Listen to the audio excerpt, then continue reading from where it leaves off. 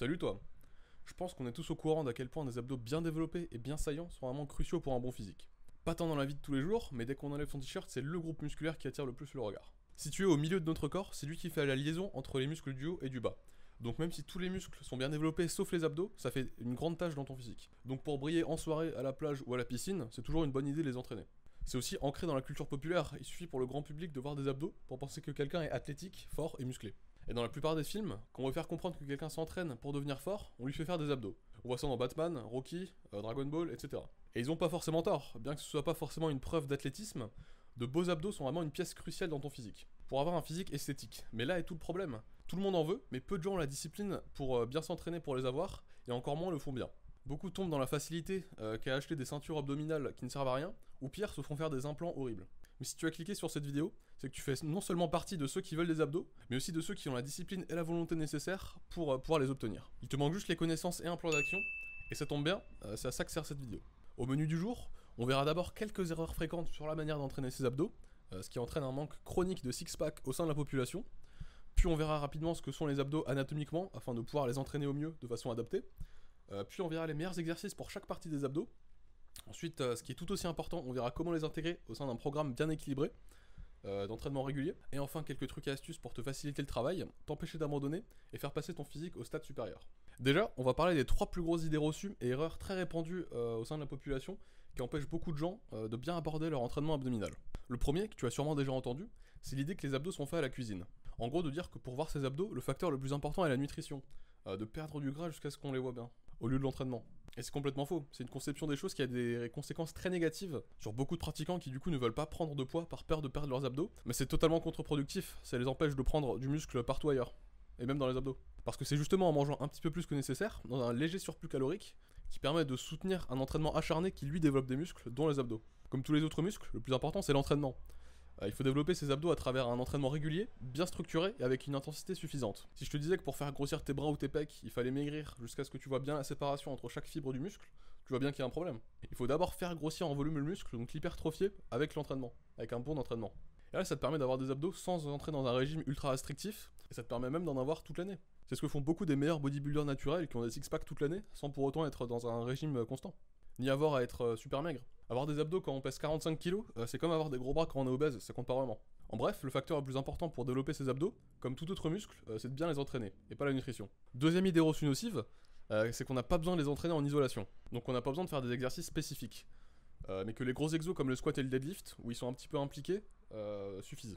C'est vrai qu'ils sont stimulés pendant ces gros mouvements, notamment à travers la stabilisation du torse, mais c'est pas suffisant, comme beaucoup d'autres muscles que tu veux développer, un travail d'isolation est nécessaire, comme par exemple pour le triceps où le développé couché ne suffit pas. Troisième idée reçue, c'est qu'il faut les entraîner différemment de n'importe quel autre muscle. Tu peux remarquer que le thème récurrent de ces idées reçues, c'est que les abdos sont un muscle spécial qu'il faut entraîner différemment, alors que pas du tout. Comme tous les autres groupes musculaires, ils s'améliorent avec les mêmes techniques et les mêmes pratiques d'entraînement. Donc là, c'est tous les circuits abdos en 8 minutes ou les trucs du genre, qui sont plus du cardio et de la sensation de brûlure qu'autre chose. C'est pas totalement inutile parce que ça peut marcher un peu au début quand t'as jamais entraîné tes abdos et qui répondent à n'importe quel stimulus. Et ça peut peut-être t'entraîner à pousser au-delà de la confort. Mais globalement, si tu veux des abdos, il faut faire comme n'importe quel autre muscle, avec des mouvements standards, entre 5 et 30 reps, pour quelques séries quelques fois par semaine, proche de l'échec. Une fois qu'on s'est débarrassé de ces idées, on comprend qu'il faut entraîner ses abdos comme n'importe quel autre muscle, mais encore faut-il savoir de quoi on parle. Et ça précisément parce que abdos recouvre en réalité beaucoup de muscles qui s'entraînent parfois différemment. C'est un des groupes musculaires les plus complexes, utile dans plein de trucs et plein de fonctions, comme stabiliser le torse et la colonne vertébrale à chaque fois qu'on bouge, donc ils sont utilisés un petit peu dans n'importe quel mouvement quasiment. Mais aujourd'hui on va parler de ceux qu'on vise dans le but de les développer spécifiquement, donc de les hypertrophier, de les faire prendre en volume pour qu'on les voit. Donc on va pas parler des muscles internes comme le transverse ou l'oblique interne. Et pour simplifier, on va diviser les muscles de l'abdomen en 3, qui peuvent chacun être entraînés par des exercices spécifiques, parce qu'ils ont chacun une fonction différente, donc un mouvement qui permettent de faire. Et c'est ce mouvement qu'il faut faire pendant les exercices pour les entraîner. Donc premièrement, on a les abdos comme on les entend d'habitude, donc la tablette de chocolat, qui sont les muscles qu'on appelle droit ou grand droit, dont la fonction est de plier le torse ou au contraire de résister à cette flexion. Puis tu as les obliques situés sur le côté, qui ont quelques fonctions comme la rotation du torse ou de s'incliner latéralement. Et tu as les serratus qui font la liaison entre le dos et les abdos, et qui ont un rôle dans le mouvement de l'omoplate, dans ce mouvement de protraction vers l'avant. Maintenant qu'on sait ce qu'on veut entraîner, voyons quels sont les meilleurs exercices pour chacun de ces 3 muscles. A commencer par la tablette de chocolat, le grand droit. Comme on l'a dit, la principale fonction du muscle c'est la flexion du torse, donc on va faire exactement ce genre de mouvement de fonction du torse pour l'entraîner. L'exercice principal va être les sit-ups, qui est donc l'exercice qu'on a tous en tête quand on pense entraînement des abdos. Mais attention à faire une bonne technique en le faisant. Déjà lors de la descente, il faut étirer au maximum son torse, pas rester recroquevillé mais vraiment ouvrir ses épaules, tout en ne pliant pas excessivement le bas du dos, le mouvement il doit pas être à l'arrière. Il faut garder une certaine rigidité dans le bas du dos, ce qui est un juste milieu un peu difficile à atteindre, mais ça demande juste de la pratique. Il faut ensuite descendre au maximum en étirant bien les abdos. Si tu le fais sur le sol, ce sera sur le sol la limite, mais l'idéal ce sera un banc décliné pour avoir une amplitude maximale. Descends au max sans trop poser en bas, juste t'effleures le sol ou le banc, puis tu remontes avec l'image mentale de rapprocher les pecs de ton bassin, ce qui va permettre vraiment de faire une flexion à la remontée où tu recroquevilles ton torse et qui permet de contracter au maximum les abdos. Attention à pas trop t'aider des jambes en tirant au maximum à la remontée, ça enlève un petit peu le travail des abdos et ça peut vite te filer des crampes. C'est un très bon exercice que tu peux faire partout tant que t'as quelque chose pour te caler les pieds, que ce soit un banc décliné, le sol ou même une variante hardcore sur la machine GHD, en faisant attention de ne pas tomber et qui permet vraiment un étirement maximal. Une fois que tu auras maîtrisé le poids du corps, tu pourras lester le mouvement, et si tu tiens le poids derrière la tête, tu auras vraiment pas besoin de beaucoup de kilos. Rien que là, 5 kilos rend le mouvement vachement plus difficile. Au niveau du nombre de reps, tu peux aller modérer donc de 8 à 12 par série, ou plus haut, jusqu'à une vingtaine de reps, voire même au-delà si c'est ton kiff. Mais en dessous de 6, ça me paraît risqué pour pas grand chose, donc je le conseillerais pas. Personne te demande c'est quoi ton max sit-ups. Mais dans tous les cas, tu peux largement aller jusqu'à l'échec. C'est un mouvement très safe globalement. Tu as ensuite le meilleur mouvement abdos que tu peux faire à la poulie, le rope crunch. Tu fais d'un tapis au sol, d'un embout corde que tu prends soit autour de ton cou, soit devant ton front que tu tiens dans tous les cas avec tes mains. Puis tu vas te mettre à genoux et faire un mouvement similaire au sit-ups. C'est un exercice très smooth qui permet d'aller à fond sans stimuler les jambes ou n'importe quoi d'autre. Sauf peut-être le grip quand ça devient lourd, donc tu peux peut-être porter des gants si ça devient inconfortable. Une fois de plus, vise une amplitude maximale, donc touche bien le tapis avec ton front à la descente et étire bien à la remontée. Ne reste pas recroquevillé. Quand ça devient trop lourd et que tu commences à te faire entraîner par la poulie, tu peux porter une ceinture lestée comme tu pourrais pour les tractions et les dips, ce qui permet d'éviter de se faire entraîner. Et tu peux prendre n'importe quel éventail de reps de 8 à 20. Pense juste à bien respirer pour pas devenir tout rouge. Ensuite, tu as l'ab wheel, donc la roue à abdos en français, que je te conseille de faire sur tes genoux pour avoir une bonne technique, qui est un exercice plutôt compliqué, donc pas pour les full débutants, mais qui est plutôt efficace une fois que tu es assez fort et que tu maîtrises le truc. Enfin, dernier exercice qu'on verra pour le grand droit, qui est parmi mes préférés et qui a pour particularité de travailler le bas des abdos, qui est une zone souvent moins développée que le reste, ce sont les levées de genoux et les levées de jambes. Elles se font accrocher à une barre par les mains, en levant les genoux ou si t'es plus fort les jambes, en se balançant le moins possible et en contrôlant sa force au maximum. Il faut essayer de ralentir au maximum les jambes à la descente et de bien engager le bassin dans le mouvement, sinon c'est plus les jambes que les abdos. Et si t'es pas limité par ta poigne, tu sentiras vraiment tes abdos comme jamais. Pour cela, tu peux y aller vraiment franco, au max de reps ou alors de 10 à 20, et tu peux lester avec des poids de cheville ou alors avec un haltère entre tes pieds. Alternativement, tu peux aussi le faire coucher sur un banc en te tenant bien avec tes mains et pareil en ralentissant les descentes avec tes abdos, ce qui est une variation un peu plus simple. Et c'est un très bon exercice pour complémenter les autres qui travaillent surtout le haut des abdos. Ensuite, pour travailler les obliques, il va y avoir globalement deux mouvements différents.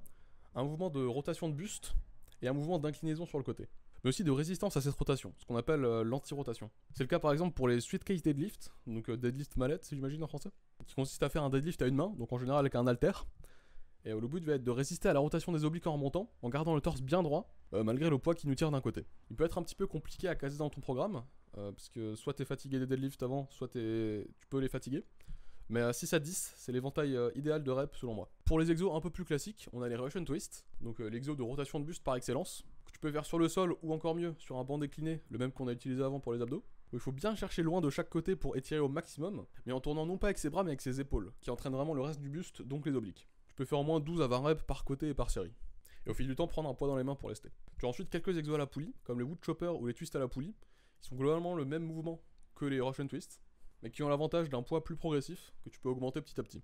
Tu as ensuite les side bends, que tu peux faire soit debout avec un haltère dans une main, ou sur un banc à hyper extension, ce qui permet un meilleur alignement par rapport à la gravité.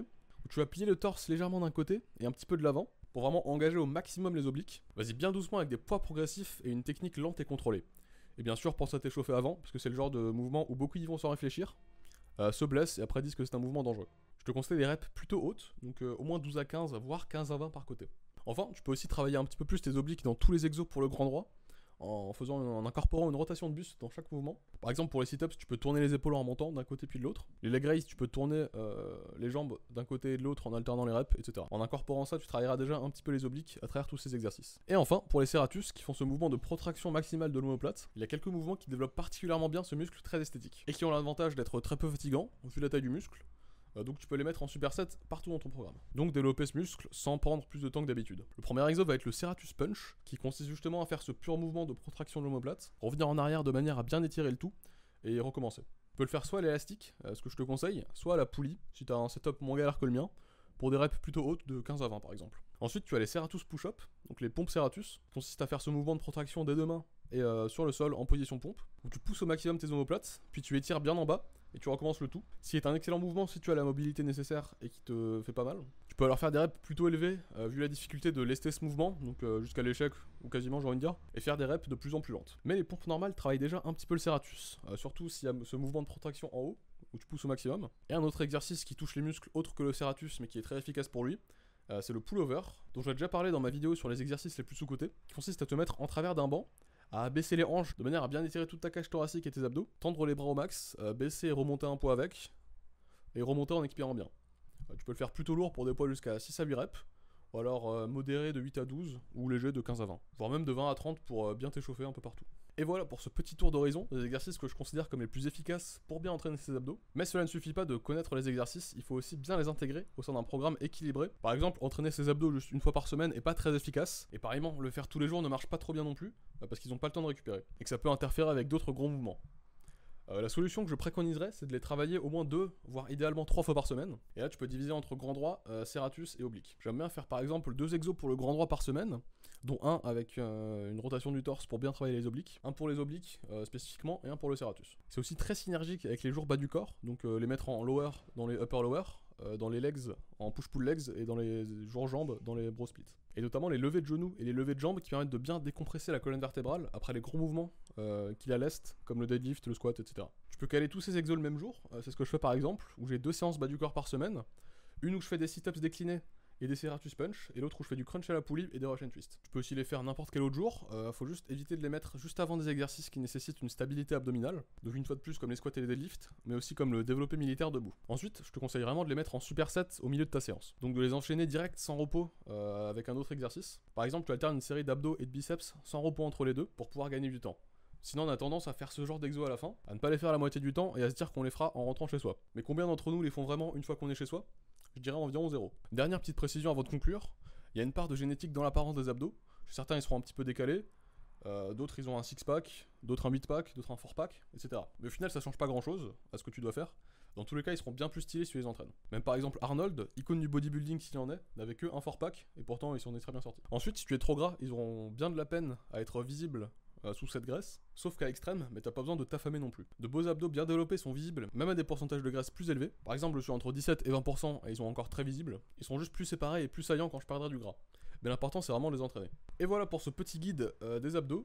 Te voilà maintenant armé des bons exercices, d'un entraînement complet ne négligeant aucune partie des abdos, d'une programmation solide où tu les travailles au moins 2 fois par semaine, à bonne intensité. Et donc si tu ne manges pas McDo 2 fois par jour, tu devrais constater des évolutions au fil des prochains mois, si t'es régulier. J'espère que cette vidéo t'aura plu et t'a été utile. Si c'est le cas, mets donc un like et abonne-toi. Va voir les autres vidéos de la chaîne pour en apprendre plus sur cette belle pratique qu'est la musculation. Comme la vidéo par exemple, le guide d'entraînement des tractions, de beaux dorsaux complémentant parfaitement de beaux abdos. C'était Soub, merci d'avoir regardé et à la prochaine.